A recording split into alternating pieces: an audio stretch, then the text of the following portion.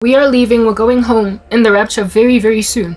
I don't know when. Listen, I just did these shorts, not to refute the rapture at all. Listen, this like a secular chick that I was listening to, and I call her secular only because I gauged from her conversation that she has a mere profession of faith on her tongue, but she's not truly born again. However, my heart cries out to her, and I'm prayerful that she will ultimately give her life to the Lord. She's very similar to very many cultural Christians, very many people that aren't really of God that think they're born again, and that therefore, as a result of their divorcement from God, at that present stage, are hugely critical of Christians who call out, rightly so, certain lifestyles. Do you understand what I'm saying? They're kind of critical of them, but they are banding us together with flagrant heretics. It's called a straw man argument, okay?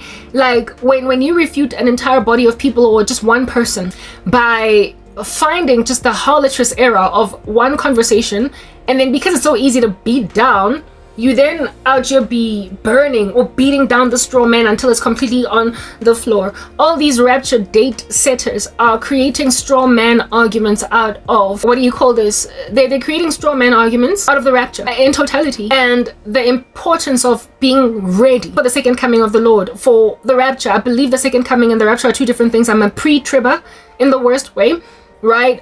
We have to be ready. Our hearts have to be prepared. We have to have our garments and our linen white. Essentially, we just need to be out here with oil in our lamps as wise virgins. And there are secular folk ripping apart the veracity of God's soon return when there are so many signs literally littered all over the streets of earth that Christ could literally come for his body Gausani tomorrow or right this second as I'm speaking to you guys right now. The evidence is stark. Like, nobody who is any kind of reasonable that has lived on earth for at least the past 10 years can be in any kind of denial about how crazy these times are. Like, things are just ominous. Okay, ominous, like in the worst way. Grr, ominous.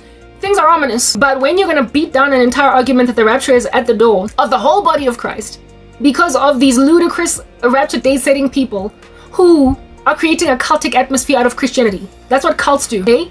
They predict dates and then they sit around banding in some like off-site mountain, and then the date comes and goes and everybody's disappointed. They sell everything they have, blah blah, and essentially abandoned ship. It's erroneous arguments. You understand what I'm saying? And in so being erroneous are therefore beat downable, but they're also beating down with everything else, all of Christianity. They're killing our sober arguments because of all the other unsober ones. And I'm saying,